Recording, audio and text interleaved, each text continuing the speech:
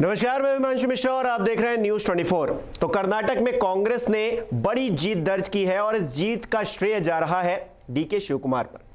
हालांकि मुख्यमंत्री कौन बनेगा, इसको लेकर अब सवाल खड़े हो रहे हैं कि आखिरकार इतना मंथन चल रहा है, किसको वो कुर्सी मिलेगी। डीके शिवकुमार उसमें से एक उम्मीदवार के तौर पर है।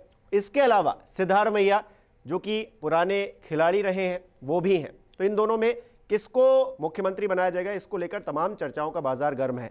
लेकिन सबसे ज्यादा क्योंकि तन मन धन तीनों चीजों से डीके शिवकुमार ने इन चुनाव में नहीं, इससे पहले शुरुआत से ही वो हमेशा से ही कांग्रेसी रहे हैं और उन्होंने तन मन धन से कांग्रेस का साथ दिया है। तो क्यों ना उनको वो कुर्सी दी जाए, इसको लेकर सवाल खड़े हो रहे हैं। राजीव रंजन जी हमारे बीच है। आज सवालों का सिलसिला जो है राजीव जी से। राजीव जी, क्या लग रहा है, डीके शिवकुमार क्यों नहीं, और फैसला लेने में इतनी देरी क्यों, जब डीके शिवकुमार हमेशा से ही, उनको एक कहा जाता है ना कट्टर कांग्रेसी, हमेशा से ही वो कांग्रेस के साथ रहे और फंडिंग भी करते हैं और लगे भी रहते हैं, फिर क्यों नहीं उसका फल उनको मिल रहा है, इतनी देरी क्यों हो रही है? देखिए, मुझे लगता है जब राष्ट्रीय पार्टी मतलब बीजेपी और कांग्रेस दो पार्टियां जो महत्वपूर्ण है, इनमें जब राज्य स्तर पर चुनाव होता है और अप्रत्याशित सीटें मिल जाती हैं, समर्थन मिल जाता है या जीत मिलती है, कांग्रेस को तो बहुत दिन के बाद मिली है, तो मुख्यमंत्री पद को लेकर खींचतान होना स्वाभाविक है। और अगर आप उत्तर प्रदेश में देखें, 325 सीटें जब मिली थी तो प्रदेश अध्यक्ष थे उस वक्त केशव मौर्य। लोग ये मान के चल रहे थे कि उनको प्रदेश अध्यक्ष बनाया गया है, तो उनका, और वो खुद भी मान के चल रहे थे। आपको पता है कि नहीं पता, एक किस्सा उसमें था कि रिजल्ट आए, इतनी सीटें मिली, केशव मौर्य पार्लियामेंट में उस समय सांसद थे, तो पार्लियामेंट में आए थे मिलने के लिए अमित शाह जी से, और वो राष्ट्रीय अध्यक्ष थे उस समय। तो निकले तो उन्होंने कहा, पत्रकारों ने अमित शाह से पूछा कि सर कौन मुख्यमंत्री बनेगा, तो उन्होंने कहा केशव मौर्य की तरफ हाथ दिखा के कि यही बताएंगे। उसके बाद केशव मौर्य की तबीयत खराब हो गई थी। अच्छा, तबीयत खराब हो गई वहां से उनको, तो क्यों आदमी को धक्का लगता है कि वो तो मान के चल रहे थे। लेकिन उसके बाद नाम चला मनोज सिन्हा जी का। बहुत सारे लोग ये भी कहते हैं, सूत्र जो है कि मनोज सिन्हा के जो समर्थक थे उन्होंने, खैर ये तो मैं जानता हूं, इसमें सूत्र की नहीं, सूत्र ये बताते हैं कि मनोज सिन्हा कई पार्टी के वरिष्ठ नेताओं से आशीर्वाद दिल्ली में ले चुके थे। और मैं ये जानता हूं कि उनके जो समर्थक गाजीपुर में थे वो लड्डू बनवा चुके थे, 51 किलो, इतने किलो, उतने किलो का, लेने ही नहीं गए। वो दुकान मिठाई वाला फोन करता रह गया कि भैया लड्डू बनवा। तो ये होता रहता है। बाद में कर्नाटक में किसके लड्डू बन रहे हैं? इसी तरह से तो आदित्यनाथ को तय हुआ, यहाँ दिल्ली में तय हुआ। ऐसे थोड़ी नहीं कि विधायकों की राय ली गई और वोटिंग कराई गई, आदित्यनाथ को भेज दिया गया, और देखिए आदित्यनाथ कितना ट्रम्प कार्ड यूपी के लिए बीजेपी को साबित हुआ। अब सवाल है कि सिद्धारमैया और डीके शिवकुमार में ये खींचतान है, और वो होनी स्वाभाविक है, क्योंकि प्रदेश कांग्रेस अध्यक्ष के तौर पर डीके शिवकुमार है और कर्नाटक की विधानसभा में विपक्ष के नेता के तौर पर सिद्धारमैया। तो दोनों पदों पर बैठे लोगों का दावा सरकार आने पर बनता है। सिद्धारमैया का इसलिए भी दावा ज्यादा बनता है कि ये सब लोग जानते हैं कि अगर विधायकों की राय ली जाएगी तो शायद ज्यादा विधायक सिद्धारमैया के साथ खड़े होंगे। उसके कई कारण है। एक तो वो सीनियर है, दूसरे वो मास लीडर है, तीसरे वो बहुत सर्व सुलभ है, चौथे उनकी साफ सुथरी छवि है, पांचवा वो एक जन सामान्य के नेता है। ठीक है, तो उनका पलड़ा भारी हमेशा डीके शिवकुमार से रहेगा। लेकिन मैं ये मानता हूं कि पूरे देश में कांग्रेस पार्टी के लिए जो काम डीके शिवकुमार ने किया है, जिस मजबूती और चट्टान के साथ वो कांग्रेस में खड़े रहे बुरे दिनों में, वैसा कोई दूसरा नेता मुझे दिखाई नहीं देता। जब 40 साल संसद में रहने वाले गुलाम नबी आजाद राज्यसभा नहीं बनते हैं तो किताब लिख डालते हैं और कांग्रेस पार्टी का मरसिया पढ़ देते हैं। आप देखते हैं जब आरपीएन सिंह, ज्योतिरादित्य सिंधिया जैसे लोग, जो अपने जतिन प्रसाद जैसे लोग जो 40s में थे, वो चुनाव जीत करके आए, उनको यहाँ केंद्र में मंत्री बनाया गया, तुरंत सबको युवा फौज तैयार की गई। जैसे ही कांग्रेस की स्थिति खराब हो गई, सबने अपने पाला बदल लिया। डीके शिव कुमार कभी भी चाहते तो भारतीय जनता पार्टी में वो जा सकते थे, और उनके ससुर एसएम कृष्णा भारतीय जनता पार्टी में जा चुके हैं, आपको मालूम होगा, पूर्व मुख्यमंत्री, सॉरी माफ कीजिएगा, उनके ससुर नहीं, एसएम कृष्णा की जो बेटी का बेटा है, उससे डीके शिव कुमार ने अपनी बेटी की शादी की है, सबसे बड़ी बेटी की। अच्छा। एसएम कृष्णा की का जो बेटी का बेटा है, लंबा मतलब नहीं, डीके शिव कुमार का दामाद एसएम कृष्णा उसके नाना है। अच्छा, ठीक है। सीधे सीधे। तो एसएम कृष्णा, मैं बात ये बता रहा था कि डीके शिव कुमार चाहते तो भारतीय जनता पार्टी जा सकते थे, क्योंकि उनके राजनीतिक गुरु एसएम कृष्णा बीजेपी में जा चुके हैं। उन्होंने एक बार कहा भी तो कि मुझे कई ऑफर्स आए होंगे पक्का, लेकिन वो नहीं गए। मैं आपको एक मजेदार किस्सा सुना देता हूँ डीके शिव कुमार का, कि बीजेपी के जब एचडी कुमार स्वामी की सरकार गिराई गई और बीजेपी की सरकार बनाई गई, एचडी कुमार, तो उसमें कुछ इंडिपेंडेंट एमएलए, जेडीएस के एमएलए को जो तोड़ने की बात थी, तो एक नागेश एमएलए थे, वो इंडिपेंडेंट एमएलए थे, तो वो मुंबई भाग रहे थे, मुंबई जा रहे थे, मतलब मुंबई में बागी विधायकों को होटल में रुकने की व्यवस्था थी। डीके शिव कुमार ने उनको रोकने की बहुत कोशिश की कि वो फ्लाइट में न जा पाए, उनकी मन्नतें की, उनको कई तरह से कहा कि ऐसे है वैसे। नागेश चले गए, पीछे से डीके शिव कुमार ने दूसरी फ्लाइट पकड़ी, वो मुंबई पहुंच गया और उसी होटल में पहुंच गया जहां नागेश थे। वहां पुलिस लगी थी, तो उन्होंने कहा कि भाई, तो उन्होंने कहा मैं अपने दोस्त के साथ एक कप चाय पीना चाहता हूँ बस, और मैं कोई हथियार लेके नहीं आया हूँ, कुछ पैसे लेके नहीं आया हूँ, मेरे पास कुछ भी नहीं, मैं अकेले आया हूँ, मेरा दोस्त है। वहां नहीं माना, मैं यहाँ मिलने आ गया, मैं एक कप चाय पीता हूँ और केवल दिल लेके आया हूँ। तो वहां मुलाकात उनकी नहीं हो पाई थी, वापस आ गए। इस बार के इलेक्शन में वही नागेश कांग्रेस कैंडिडेट के उम्मीदवार, उसी नागेश को इस बार उन्होंने कांग्रेस का उम्मीदवार बना दिया, हालांकि वो चुनाव हार गए। डीके शिव कुमार इस कदर नेतागिरी करते हैं और इस कदर कांग्रेस के लिए उन्होंने किया, उन पे आईटी के छापे, उन पे सीबीआई, उन पे ईडी, सारी जांच है। तो सबसे बड़ा आड़े भी यही आ रहा है कि अगर अभी आपको मालूम होगा कि उनके कर्नाटक के डीजीपी से रिश्ते भी अच्छे नहीं है। हाँ। तो वही डीजीपी अब सीबीआई के, जिस दिन उधर कांग्रेस जीती, उसी दिन उनको सीबीआई का डायरेक्टर बना दिया।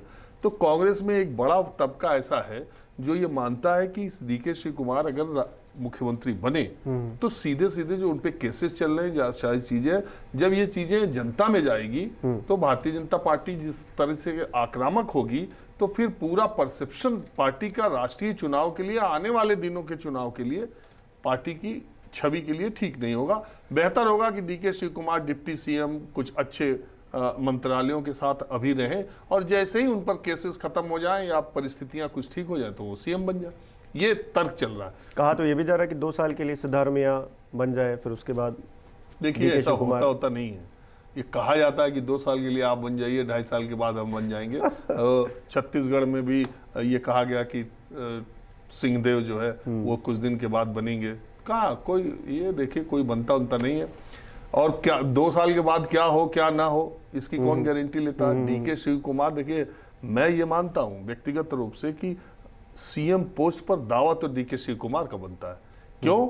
क्योंकि वो आदमी पिछले 2 साल से अकेले दम पर कर्नाटक की लड़ाई लड़ रहा है, भारतीय जनता पार्टी से लड़ा, प्रदेश कांग्रेस का अध्यक्ष है, उसने सारे टिकटों का उन्होंने बंटवारा किया और पूरी मजबूती के साथ लड़ते रहे। और वो जेल में जब तिहाड़ बंद थे, सोनिया गांधी उनसे मिलने गई थी, उस दिन रोने लगे यही जिक्र करके।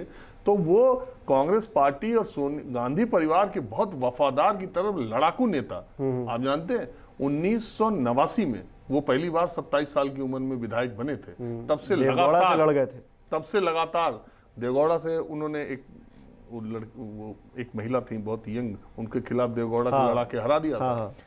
वोका लिग्गा समाज से आते हैं, लेकिन दिक्कत क्या है कि वो थोड़े, उनका पैन कर्नाटका लीडर नहीं है। वो बेंगलुरु से लेकर के मांड्या तक या रामनगरम तक उनका प्रभाव है, बाकी कर्नाटक, पूरे कर्नाटक के वो नेता नहीं है। दूसरी बात जो इंटरेस्टिंग जनता को जानने में इंटरेस्ट होगा कि डीके शिव कुमार का इतना हवा पानी क्या है, तो मैं ये बताऊं कि लोग, उनके करीबी लोग ये कहते हैं, और बहुत सारी जगह आपने पढ़ा भी होगा, लिखा भी रहता है उनके बारे में किससे, कि डीके शिव कुमार बहुत अच्छे इन्वेस्टर हैं, निवेश करना वो बहुत अच्छा जानते हैं। तो उन्होंने जो निवेश करके मुनाफा कैसे अर्न किया जाता है ये भी वो बहुत अच्छी तरह जानते हैं। आपको याद होगा अहमद पटेल का चुनाव जब राज्यसभा में था, दिवंगत अहमद पटेल जी, राज्यसभा का चुनाव एक दो सीटों का था, सारे विधायकों को गांधी फैमिली और अहमद पटेल ने सारे गुजरात के विधायकों को डीके शिव कुमार के रिजॉर्ट में भेज दिया था। उन्होंने बचा और अहमद पटेल चुनाव जीत गए थे। तो देखिए 1989 में विधायक बनने के बाद ही जितने चीफ मिनिस्टर रहे, एस.एम. कृष्णा जो उनके राजनीतिक गुरु हैं, उनके कार्यकाल में, एच.डी. कुमार स्वामी के कार्यकाल में अच्छे उनके पास मंत्रालय के पद रहे। इसके अलावा जमीनों के कारोबार में वो बहुत आगे हैं। आप सोच नहीं सकते कि डीके शिव कुमार कितने साधन संपन्न कर्नाटक के नेता हैं। उन्होंने बेंगलुरु के आउटस्कर्ट्स में, बाहरी बेंगलुरु में ऐसी जगह जमीनों का इन्वेस्टमेंट किया। ये जो आईटी सिटी है बेंगलुरु में, बहुत लोग कहते हैं कि वहाँ डीके शिव कुमार की प्रॉपर्टी का पता नहीं, वो शुरुआत में ही उनका ऐसा था कि उन्होंने, बहुत लोग ये भी मानते हैं कि जिस इलाके से, कनकपुरा से वो आते हैं, वहाँ माइंस थी। लोगों को ये पता ही नहीं था जब तक उन्होंने माइंस का अपना कारोबार शुरू नहीं किया कि यहाँ से ये चीजें भी निकल सकती हैं। तो वो बहुत साधन, इंजीनियरिंग कॉलेजेस, बहुत उनके पास बिजनेस का बहुत मामला है। बहुत, मैंने आपको कहा कि पूरे दक्षिण के सबसे साधन संपन्न नेताओं की लिस्ट बनेगी तो डीके शिव कुमार का उसमें नाम आएगा। तो बात यह है कि, लेकिन इस सब के बावजूद अगर वो चाहते, और जो ट्रेंड है कांग्रेसी नेताओं का पीछे 5 साल में, तो वो चाहते तो बहुत आसानी से भारतीय जनता पार्टी का दामन थाम लेते और शायद बीजेपी उनको मुख्यमंत्री पद का उम्मीदवार भी बना देते। वो तो जो उधर है, इधर जहां वॉशिंग मशीन में धुला ठीक हुआ तो वो उनको इस बार भी चाहते, पिछले भी बार चाहते तो होता। अब एक टेक्निकलिटी ये है कि 136 कांग्रेस के विधायक जीत गए, तो कोई पार्टी तोड़ना भी चाहे तो अब बड़ा मुश्किल काम है। तो अब इसी में दोनों का रहना, लेकिन सिद्धारमैया का मामला भारी। अच्छा, मुख्यमंत्री नहीं तो कुछ लोग कह रहे हैं उप मुख्यमंत्री बना दिए जाएंगे, लेकिन क्या आपको लगता है डीके शिव कुमार जिस कद के नेता हैं और अभी तक वो जिस तरह की राजनीति कांग्रेस के लिए करते आए हैं, उनका वो कद गिरा देना होगा अगर उनको उप मुख्यमंत्री बना दिया जाए? कुछ लोग इस बात का जिक्र कर रहे हैं। देखिए, मुख्यमंत्री कौन बना, बात इस पर है ना। सिद्धारमैया के मुख्यमंत्रित्व काल में उनके अंडर में काम कर चुके हैं, मंत्री रहे हैं। अब उनसे कोई जूनियर, उनके कोई पैरेलल होता मुख्यमंत्री तो उनको रहता, लेकिन सिद्धारमैया के अंदर में काम करने में मुझे नहीं लगता कि उन डीके शिव कुमार का कोई कद छोटा होगा। देखो, पूरा देश इस चुनाव की जीत के बाद कर्नाटक के डीके शिव कुमार को तो जान गया, चेहरा जान गया, नेता जान गया, कहां से लड़ते हैं, क्या है उसने, ये तो जान गया पूरा देश ना। मैं ऐसा मानता हूं, मेरी जो व्यक्तिगत समझ है उसमें यह है कि अगर श्रीमती सोनिया गांधी डीके शिव कुमार से कोई बात कह देंगी तो शायद उनकी बात का ये जो खड़गे साहब के यहाँ मीटिंग हो रही है इसका कोई मतलब तो है नहीं। वो राष्ट्रीय अध्यक्ष भले हैं, लेकिन अंतिम फैसला तो राहुल गांधी और सोनिया गांधी को ही करना है। और ऐसे समय में मुझे लगता है कि डीके शिव कुमार सोनिया गांधी की बात को मना नहीं कर। और सिर्फ क्या यही वजह है कि क्योंकि करप्शन को लेकर उन पर बहुत सारी चीज़ें हैं, क्या मुख्यमंत्री बनने तक जो कुर्सी है वहाँ तक जाने में सिर्फ यही एक रोड़ा है, या फिर कोई और भी वजह है जिसकी वजह से डीके शिव कुमार वहाँ तक नहीं पहुँचेंगे? क्योंकि कहा यह जा रहा है कि अगर वो मुख्यमंत्री बने और उसके बाद और चीज़ें खुली करप्शन को लेकर, और भाई भारतीय जनता पार्टी पे आरोप लगते ही रहे हैं कि वो इस्तेमाल करती है ईडी और सीबीआई का, तो अगर चीज़ें और बढ़ी तो और थूथू होगी कांग्रेस की। तो इससे बचने के लिए शायद आप ये कह रहे हैं, हम तो कह रहे हैं कि फाइल खुल गई होगी डीके शिव कुमार की, कुछ और भी नहीं। अगर मुख्यमंत्री बना दिए गए तो और थूथू की एक, देखिए कांग्रेस के एक मुख्यमंत्री हैं जो कटघरे में खड़े हैं। दो बातें हैं। राजनीति डर के आप नहीं कर सकते हैं, कि हम पकड़े जाएंगे तो डीके शिव कुमार सीएम बनेंगे, तो सीबीआई आ जाएगी, तो ईडी आ जाएगी। केवल एक ही आधार नहीं है। और इसी पर, और डीके शिव कुमार जिस तरह के लड़ाकू आदमी है, मुझे नहीं लगता कि वो मीटिंग में कभी इस बात पे दब सकते हैं कि उन पे सीबीआई और ईडी के छापे पड़ गए तो वो मुख्यमंत्री नहीं बन सकते। मैं आपको एक कारण ये बता रहा हूं, बड़ा कारण ये बता रहा हूं कि ज्यादातर विधायकों का समर्थन सिद्धारमैया को रहेगा, क्योंकि डीके शिव कुमार मैनेजर हो सकते हैं, साधन संपन्न हो सकते हैं, लेकिन जो जनता का नेता होता है, जो सिंप्लिसिटी सिद्धारमैया में जो उन्होंने डिलीवर किया पिछले अपनी सरकार में, पिछली सरकार 18 के चुनाव में लग रहा था सिद्धारमैया वापस आ जाएंगे, 80 सीटें कांग्रेस पाई थी ना, तो वो जो है सिद्धारमैया पैन कर्नाटका लीडर है, ठीक है। और उनकी इमेज आज की तारीख में जितने जीवित नेता कर्नाटक में हैं, उसमें सबसे ज्यादा आदर आम जनता की निगाहों में किसी आदमी का है, किसी नेता का, तो वो सिद्धारमैया। तो DK Shivakumar king maker है, किंग बनना उनका थोड़ा सा दुविधाजनक लग रहा है। अंदर की बात मैं ये जानना चाहूँगा कि आपको क्या लग रहा है, ये जो हलचल मची हुई ये कब तक शांत होगी और कब तक ये निर्णय सामने आएगा कि ये होंगे मुख्यमंत्री? अभी क्या चल रहा है? हम लोग बात करें, मुझे लगता है आज रात तक या कल तक हो जाएगा ज्यादा से ज्यादा, यानी कि अब ज्यादा देर नहीं है, इसको लंबा नहीं खींचा जाएगा। सीक्रेट वोटिंग हुई है, सीक्रेट वोटिंग एमएलए से कराई गई है, और मेरी जानकारी के मुताबिक क्या ज्यादातर लोगों को ये पता है कि उसमें सिद्धारमैया के साथ ज्यादा सांसद है, ज्यादा विधायक। चलिए राजीव जी, बहुत बहुत शुक्रिया अपना समय देने के लिए। हमारे दर्शक बताएं कि वो किसे देखना चाहते हैं कर्नाटक में सीएम बनते, और डीके शिव कुमार, उन्होंने जितनी ताकत हमेशा से लगाई है, वो कांग्रेस ही रहे हैं हमेशा से, मैंने जिस बात का जिक्र पहले भी किया, तो उनको फल मिलेगा या नहीं मिलेगा, आपको क्या लगता है? कमेंट करके बताइए। बहुत बहुत शुक्रिया। नमस्कार, मैं हूं मानक गुप्ता। अगर आपको हमारा ये वीडियो पसंद आया हो तो इसे लाइक और शेयर जरूर करें, और हाँ, हमें सब्सक्राइब और फॉलो करना ना भूलें, ताकि आप देश और दुनिया की कोई खबर मिस ना करें। तो जुड़े रहिए हमारे साथ और देखते रहिए News 24।